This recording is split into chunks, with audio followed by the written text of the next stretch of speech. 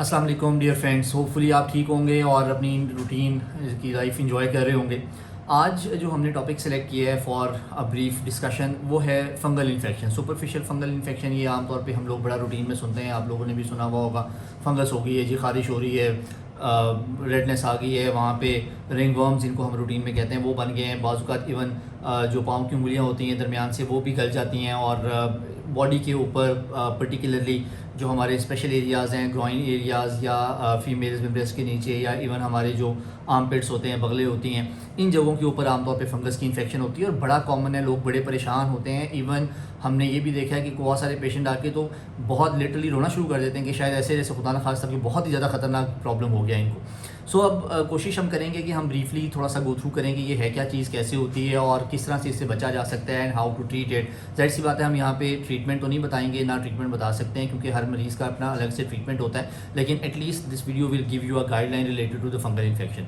सो एक चीज़ तो ये याद रखें कि फंगस बेसिकली एक जरासीम है, एक ऑर्गेनिज्म है। जैसे बैक्टीरिया होते हैं, वायरसेस होते हैं, उस तरह की एक ऑर्गेनिज्म है, एक जानदार है और जो आम तौर पे ज़्यादा ग्रो करता है ऐसी जगह के ऊपर जहाँ पे थोड़ा सा टेम्परेचर ज़्यादा हो और वहाँ पे आबो हवा थोड़ी मरतूब हो, जिसमें हवा में नमी हो।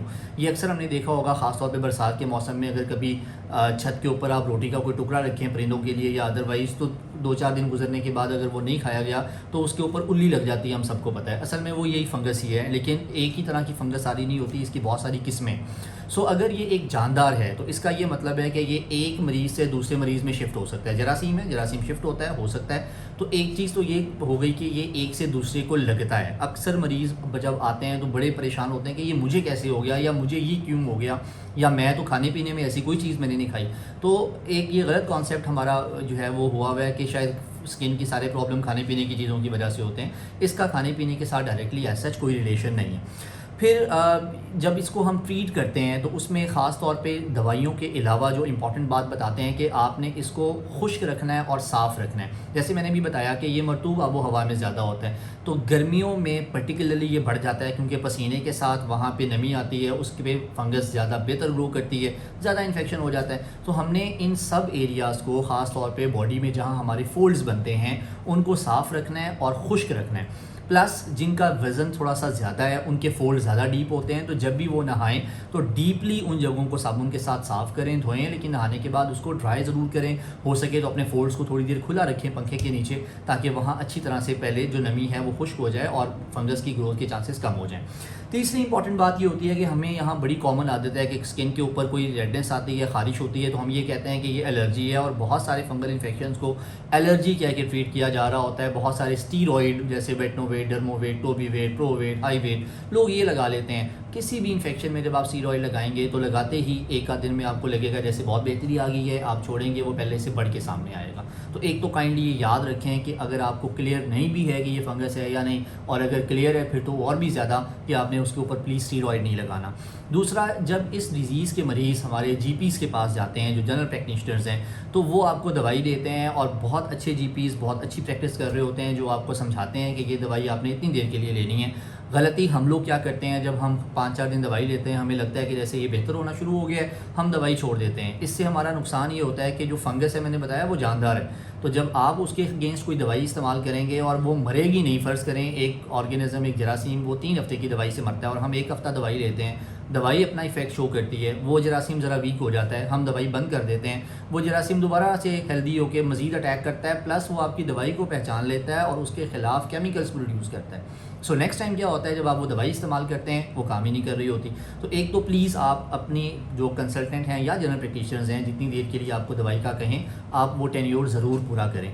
और ये जो चीज़ आपको मैंने बताई इसको हम रेजिस्टेंस कहते हैं कि दवाई जो है वो काम करना छोड़ देती है जरासीम के ऊपर, और ये चीज़ आजकल फंगस के केस में हम बहुत ज़्यादा ऑब्जर्व कर रहे हैं, बहुत ही ज़्यादा। तो प्लीज़ एक तो एंटी फंगल्स खुद से ना लें। मैंने बहुत सारे लोगों को देखा है, मैं नाम नहीं लूँगा लेकिन दवाइयों के, लेकिन वो खुद जाते हैं मेडिकल स्टोर्स के ऊपर, दवाई ले ली, 5-4 दिन खाई, फिर छोड़ दी। We are in trouble. जो डर्माटोलॉजिस्ट हैं इस वक्त all over the world, particularly in Pakistan, हम लोग मुख्तलिफ अपनी कॉन्फ्रेंसेस के ऊपर फ्रिक्वेंटली अपनी मीटिंग्स में ये चीज़ डिस्कस करते हैं कि फ़ंगस बहुत ज़्यादा जो है वो रेजिस्टेंट हो गई है, अब उसके ऊपर दवाइयाँ काम नहीं कर रही, हमारे पास दवाइयों के ऑप्शंस कम हैं। अभी रिसेंटली 1-2 नई दवाइयाँ लॉन्च हुई हैं पाकिस्तान में, और हमें इस चीज़ का ख़तरा है कि जाहिर सी बात है हम जब भी कोई दवाई कोई खुद मरीज़ लेता है या प्रैक्टिशनर्स भी जब वो देते हैं जनरल प्रैक्टिशनर्स, तो कोशिश होती है चूँकि मरीज़ को ठीक करना है या मरीज़ ने अगर खुद दवाई ली है तो जल्दी ठीक होना चाह रहा होता है, तो वो टॉप ऑफ द लाइन से शुरू कर देते हैं। उसकी वजह से हमारे पास ऑप्शंस डे बाय डे कम होते हैं, उतनी दवाइयाँ नहीं बनती हैं। तो काइंडली एक तो जो मैसेज ऑफ द वीडियो है वो ये है कि एक तो फंगल इन्फेक्शंस को खुद से ट्रीट करने की कोशिश ना करें, बिकॉज रेजिस्टेंस बहुत ज़्यादा बढ़ती चली जा रही है और ये एक सादा इन्फेक्शन होती है, लेकिन बाज़ हमारे गले का जो है ना वो जाल बन जाता है और ये नहीं ठीक हो रहा होता।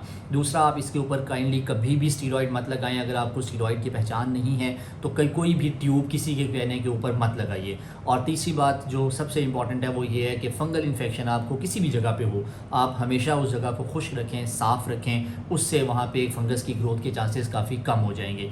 और चौथी बात ये याद रखिएगा कि ये एक से दूसरे को लगने वाली बीमारी है।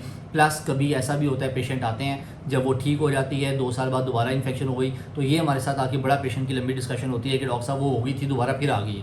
तो मैं अक्सर ये कहता हूँ कि कभी आपका गला भी ख़राब हुआ होगा, आप दवाई खाते हैं ठीक हो जाते हैं, इसका मतलब ये नहीं होता कि सारी ज़िंदगी दोबारा गला ख़राब नहीं होगा। ये जरासीम है, फिर दोबारा आएगा अगर कभी इन्फेक्शन होगा। सो आपने अपनी केयर करनी है। Stay safe, stay strong. And कोई भी आपको कन्फ्यूजन होती है related to the fungal infection तो you can definitely comment, you can inbox us, we would respond. लेकिन जाहिर सी बात है हम आपके फंगल इन्फेक्शंस को यहाँ पे इस वीडियो की बेस पे ट्रीट नहीं कर पाएंगे। So you need to visit a qualified dermatologist. Thank you very much. Watching. अल्लाह हाफिज़।